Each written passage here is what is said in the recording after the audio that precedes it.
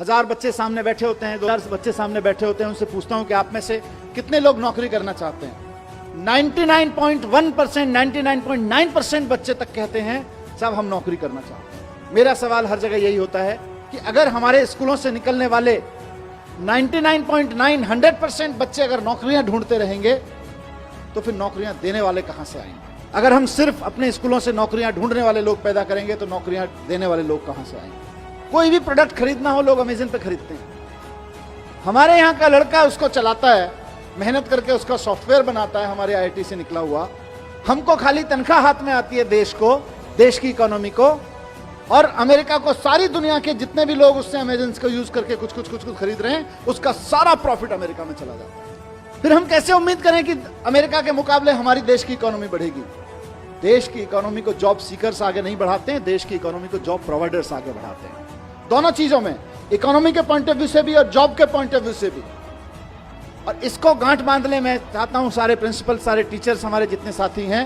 जिस वक्त हम देशभक्ति की बात करते हैं ना, कि जब दुश्मन की सेना सामने खड़ी हो तो देश के लिए जान देना देशभक्ति है, लेकिन जब बेरोजगारों की सेना सामने खड़ी हो तो देश के लिए नौकरियां देना देशभक्ति है। आप अपने स्कूलों से देशभक्त पैदा करें।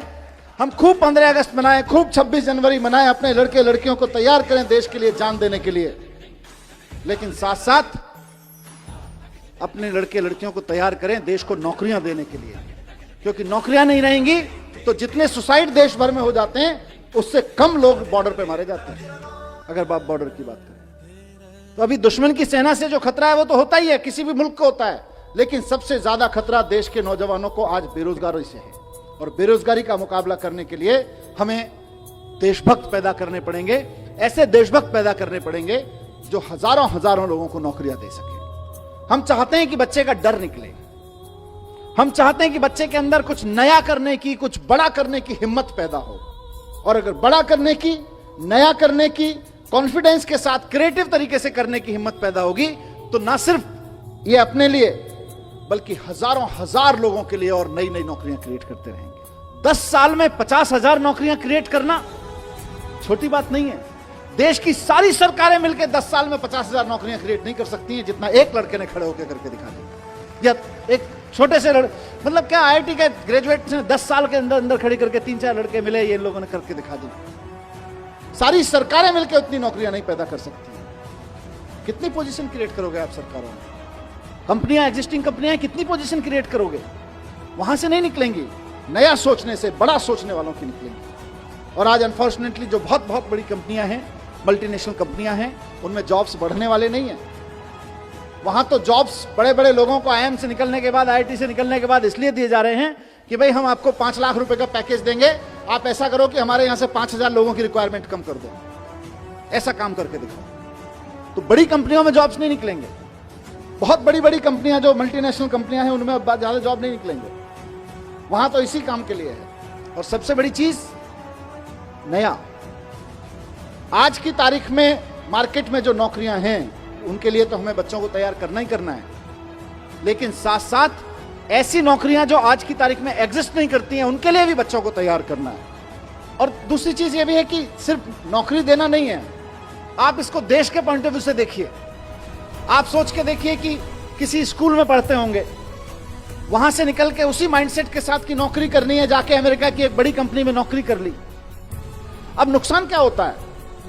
नुकसान यह होता है कि हम और आप मिलके बच्चों पे मेहनत करते हैं, मेहनत करके उसे आईआईटी, आईएम भेजते हैं, उसके बाद अमेरिका की कंपनी में नौकरी करता है, क्योंकि हमारे यहाँ तो नौकरी देने वाले लोग हैं नहीं, नौकरियां बनाने वाले लोग हैं नहीं, नौकरियां प्रोड्यूस करने वाले लोग हैं नहीं। तो वो जाके अमेरिका की किसी कंपनी में नौकरी करता है, लेकिन अमेरिका सारा स्किल के बावजूद अमेरिका की कंपनी में नौकरी करने के बाद आप सबके, हमारे सब मेहनत के बाद जो हमको हासिल होता है वो कुल मिला के एक लड़के की तनख्वाह हासिल होती है, इससे ज्यादा कुछ नहीं हासिल होता। और वो जब दुनिया भर के प्रोडक्ट अमेरिका की एक वेबसाइट पे सेल कराता है सॉफ्टवेयर बना के, तो फायदा फिर अमेरिका को होता है। सारी दुनिया में किसी कंपनी विशेष की बात नहीं है, लेकिन आप सोच के देखिए, और मैं कोई स्वदेशी का रोमांटिसिज्म भी नहीं पेश कर रहा हूं, मैं इकोनॉमी की बात कर रहा हूं कि सारी दुनिया में कोई भी प्रोडक्ट खरीदना हो लोग अमेज़न पे खरीदते हैं। हमारे यहाँ का लड़का उसको चलाता है, मेहनत करके उसका सॉफ्टवेयर बनाता है, हमारे आईआईटी से निकला हुआ। हमको खाली तनख्वाह हाथ में आती है देश को, देश की इकोनॉमी को, और अमेरिका को सारी दुनिया के जितने भी लोग उससे अमेजन को यूज करके कुछ खरीद रहे हैं, उसका सारा प्रॉफिट अमेरिका में चला जाता है। फिर हम कैसे उम्मीद करें कि अमेरिका के मुकाबले हमारी देश की इकोनॉमी बढ़ेगी? देश की इकोनॉमी को जॉब सीकर्स आगे नहीं बढ़ाते हैं, देश की इकोनॉमी को जॉब प्रोवाइडर्स आगे बढ़ाते हैं। बहुत बार ऐसा हुआ है कि फॉरेन डेलीगेट्स, वहां के मंत्री, वहां के ऑफिसर, वहां के बिजनेस डेलीगेट्स आके, वहां के यूनिवर्सिटी के प्रोफेसर्स आके मेरे साथ डिस्कस कर रहे हों, और 15, 20, 25 मिनट की बातचीत में जब वो 10-15 मिनट बात अपनी रख लेते हैं और हम अभिभूत होते हैं, यार हमारे पास इतना बढ़िया सैनिटेशन प्लान क्यों नहीं है, हमारे पास इतना बढ़िया ट्रैफिक प्लान क्यों नहीं है।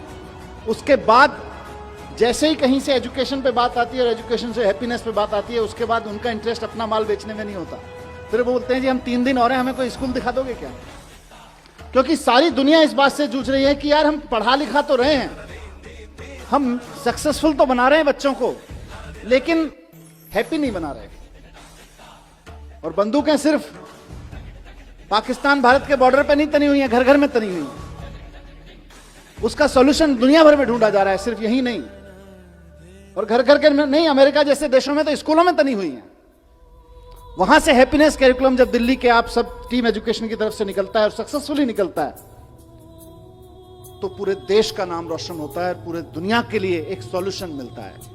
उसी तरह से आज एंटरप्रेन्योरशिप कैरिकुलम के बारे में मुझे पूरा भरोसा है कि आने वाले समय में दुनिया की सबसे बेस्ट यूनिवर्सिटीज, दुनिया के सबसे बेस्ट स्कूल्स जो इस बात को लेकर बहुत कॉन्फिडेंट हैं कि आप हमारे यहां बच्चा भेज के देखिए, हम ये सुनिश्चित कर देंगे कि बच्चा किसी भी मैथमेटिकल कैलकुलेशन में गलती नहीं करेगा।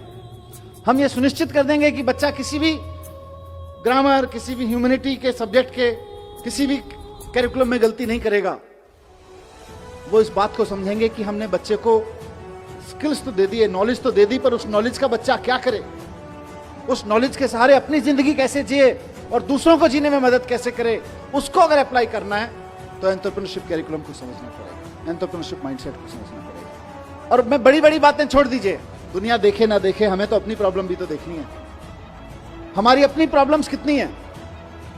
हमारी प्रॉब्लम्स हैं कि आज हमारे यहाँ लड़के लड़कियों को हम बहुत अच्छा पढ़ा के उनके हाथ में डिग्रियां दे रहे हैं, लेकिन उनकी बेचारों की स्थिति यह है कि देश के किसी भी कोने में अगर किसी सरकारी डिपार्टमेंट में चपरासी भी की नौकरी निकलती है तो पीएचडी, पोस्ट ग्रेजुएट, ग्रेजुएट लड़कियों की लाइन लगी होती है। 3-3, 4-4 हजार बच्चे उसके लिए अप्लाई करते हैं, लाखों लोग उसके लिए अप्लाई करते हैं। क्यों?